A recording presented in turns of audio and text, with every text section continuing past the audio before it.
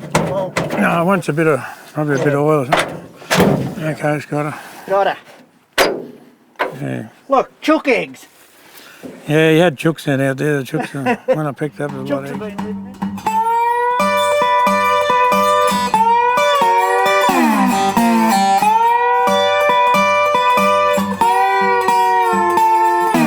We're off to Price's Truck Parts, which is Russell Price. Have a good look at what we need for it, what's wrong with it, how long it's been around, and start to find out a bit of the story. You know, for the next 6 to 7 months, you and I are going to be flat out. He phoned me up one day and he wanted to know did I have any old trucks here that might suit him one to restore, and I said, well, possibly have. I said, there's a lot of trucks in the yard here, so he came in and had a look. He saw that one, and that was sort of the one he sort of seemed to be a bit interested in. Yeah, trucks pretty much our specialty, you know. Got to know a lot about them, you know, Inters, Dodgers, Bedfords, you know, International, S-lines and all that sort of thing, you know, that a lot of farmers had a lot of that stuff, you know.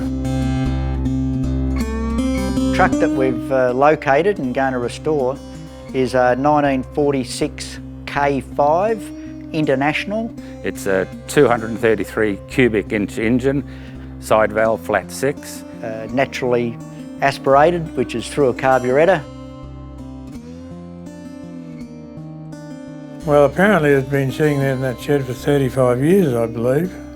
I didn't know at the time, but I knew it had been there quite a while. I think they said they drove it there in the 1970 something and parked in that shed, and it's been there ever since. She's pretty good, she's pretty well complete.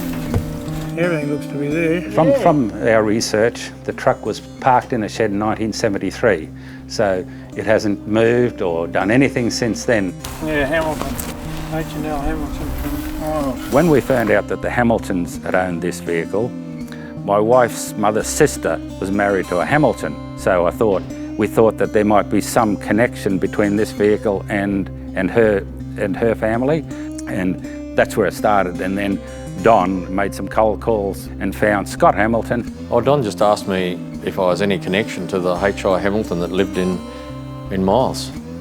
And I knew immediately that I was when he told me what they were doing and going to do with the truck and donate the proceeds to the Motor Neurone Disease, and here we are today.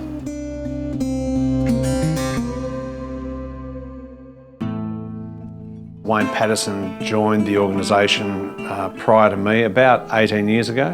The first thing Wayne brought to the organisation when he joined National Transport Insurance was a set of values for the organisation to operate by.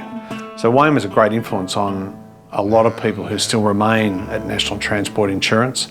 So when I got the call about 2 years ago from Wayne to tell me that he'd been diagnosed with MND, I won't repeat what I said over the phone, but I was just absolutely stunned. So that was devastating for us.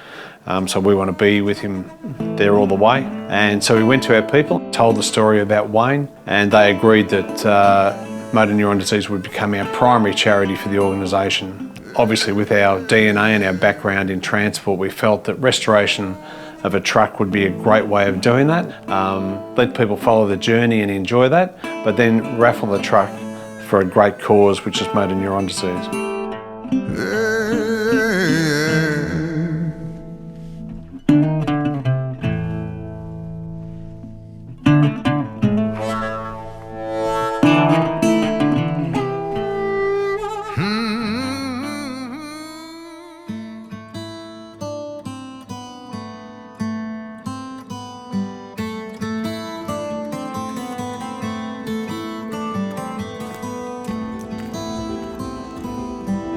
We'll see if we can make it go, and that'll be able to tell us what sort of condition, if any, it's in.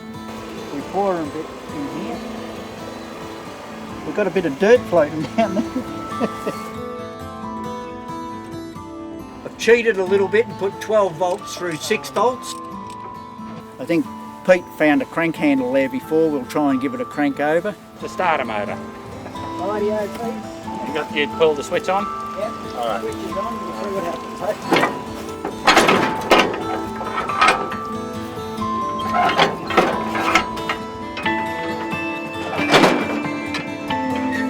The crank is turning the crankshaft, which gets the engine running over. Peter's actually cranking it, which takes the place of the modern day starter motor.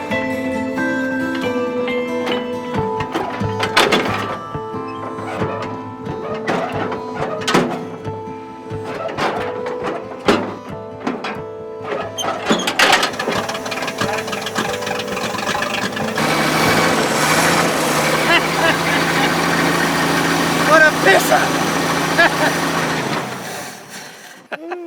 Hey! Even sounded like it was on 6 cylinders, Pete. It did too. Sounded beautiful. Running like a top. What a beauty. Absolutely stunned that it ran.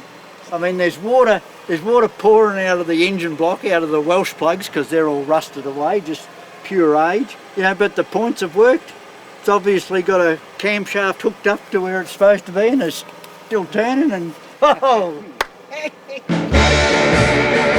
We cranked it and we got it going. You know, this was a surprise to us. You know, that it actually did work. It's in a state that's got a few minor dents, but the rest of it actually starts and runs, and yeah, it'll restore okay. Yeah, the restoration, it'll be a bit of work for them, but I mean, they'll get there. It'll certainly have its problems, whether it be a rusty bolt that refuses to undo, might be more rust than we thought or whatever when we pull it apart, or the gearbox might have a whole few teeth off it because it hasn't moved anywhere yet. So those sort of things I am a little bit worried about. It won't be what they call a concourse restoration, which is every little nut and bolt and detail being original. What it will be is a really good looking restoration. Whoever ends up with this vehicle, they will be happy with it, and they will be able to drive it, and they will be able to use it for whatever purpose they want to do.